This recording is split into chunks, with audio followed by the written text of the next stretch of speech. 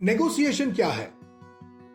Negotiation का मतलब है किसी भी विषय पर देने और लेने पर चर्चा करना। यह लोगों के बीच हो सकता है या ऑर्गेनाइजेशंस के या देशों के बीच भी। यह सिर्फ कीमत के बारे में ही नहीं, ये किसी भी चीज के बारे में हो सकता है जहां कुछ लेन देन की आवश्यकता हो।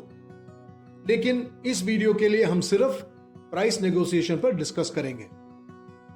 किसी भी नेगोशिएशन का सबसे बड़ा ऑब्जेक्टिव है कि हम कम से कम कॉम्प्रोमाइजेस के साथ डील क्लोज करें। मतलब हम वो प्राइस और टर्म्स के साथ डील क्लोज करें जो हम चाहते हैं, जो हमारे कंपनी के लिए फायदेमंद हो। तो हम नेगोशिएट कैसे करें? डिस्काउंट देकर क्लोज करें या प्राइस पहले बढ़ाकर फिर डिस्काउंट देकर डील क्लोज करें? आपको पहले यह याद रखना है कि यह कोई प्रतियोगिता या कॉन्टेस्ट नहीं है। जो भी टर्म्स हो, डील क्लोज होने के बाद आपको उस कस्टमर के साथ लंबे समय तक काम करना है। तो डील ऐसे क्लोज करने की कोशिश करें जिससे रिलेशनशिप बिगड़ ना जाए। इसके लिए आपको इंश्योर करना है कि नेगोशिएशन के बाद सभी पार्टियां इस डिसीजन से खुश हैं। इस मकसद को अचीव करने के लिए नेगोशिएशन शुरू होने से पहले ही आपको अपने टीम के साथ बैठकर डिसाइड करना है कि जो प्राइस चाहते हो वो इंपॉर्टेंट है या उस कस्टमर को पाना इंपॉर्टेंट है। इन दोनों ऑप्शंस के अलग अलग ऑब्जेक्टिव्स और टर्म्स होंगे। अगर प्राइस इंपॉर्टेंट है तो आप कम से कम डिस्काउंट देने के लिए लड़ेंगे, जो आपके अगेंस्ट भी जा सकता है, क्योंकि इससे कस्टमर कोई और ऑप्शन भी कंसिडर कर सकता है। लेकिन अगर कस्टमर इंपॉर्टेंट है तो डिस्काउंट के बदले में आप कुछ और बेटर टर्म्स पर डिस्कस कर सकते हैं, जैसे ऑर्डर का साइज बढ़ाना या अच्छे पेमेंट टर्म जैसे एडवांस अमाउंट को थोड़ा इंक्रीज करना या सर्विस डिलीवरी के टर्म्स को थोड़ा आसान करना। आप ऐसे कई ऑप्शंस के बारे में सोच सकते हैं जो डिस्काउंट देने के बाद भी ये डील आपके लिए प्रॉफिटेबल साबित हो सकता है। लेकिन ज्यादातर लोग इन दोनों ऑब्जेक्टिव्स के बीच कंफ्यूज हो जाते हैं और गलत स्ट्रैटेजीज अपनाते हैं, जिसके वजह से कई बार अपॉर्चुनिटी गंवा देते हैं। आपको नेगोशिएशंस कब शुरू करनी चाहिए?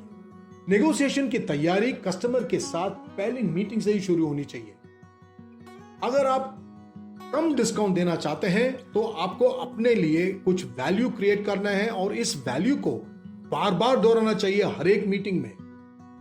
जो वैल्यू आप क्रिएट करेंगे उससे प्राइस का इंपॉर्टेंस उतना नहीं रहेगा, क्योंकि फिर कस्टमर इस डील को सिर्फ प्राइस के नजरिए से नहीं देखेगा। आप उसका ध्यान उस वैल्यू पर फोकस कर सकते हैं जो वो आपके साथ प्राप्त कर सकता है, और उसे कंपटीशन की तुलना भी प्राइस के बजाय इन वैल्यूज और बेनिफिट्स पर करने के लिए मजबूर कर सकते हैं। नेगोशिएशन में प्राइस का मुकाबला आप कई तरीकों से कर सकते हैं। सबसे बड़ी बात, अगर आप अपने प्रोडक्ट से होने वाले बेनिफिट्स को मेजर कर सकते हैं तो प्राइस के इंपॉर्टेंस को कम करने के लिए आपको इसे कस्टमर के साथ शेयर करना चाहिए। जैसे आपके प्रोडक्ट से कस्टमर कितना टाइम या कॉस्ट बचाएगा, जिससे कस्टमर को एक्चुअल पैसों का बचत होगा। तो नेगोशिएशन के समय इस बचत को डिस्काउंट कम करने के लिए यूज कर सकते हैं।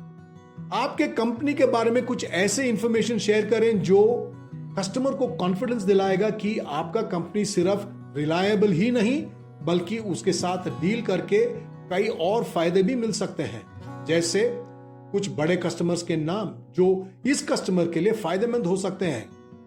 यह ना भूलें, सभी कंपनीज रेफरेंस सेलिंग करते हैं, तो अगर आपके रेफरेंस से उनको आपकी किसी कस्टमर के साथ डील हो सकता है तो उससे बड़ा वैल्यू नहीं हो सकता। आपका प्राइस इस वैल्यू के सामने कुछ भी नहीं है। नेगोशिएशंस में ऐसा सब इंफॉर्मेशन प्राइस डिस्काउंट्स को मुकाबला करने में इफेक्टिवली इस्तेमाल किया जा सकता है, लेकिन याद रहे ये वैल्यू क्रिएशन पहली मीटिंग से शुरू होनी चाहिए। अगर ऐसा करेंगे तो फाइनल नेगोशिएशन में डील आपके प्राइस में क्लोज हो सकता है और कस्टमर को भी लगेगा कि उसको एक अच्छा डील मिला है। इसी को कहते हैं विन विन, जहां दोनों पक्ष डील से खुश हो। यह वीडियो देखने के लिए धन्यवाद। मेरे चैनल को सब्सक्राइब करना ना भूलें और नोटिफिकेशंस के लिए बेल बटन दबाएं।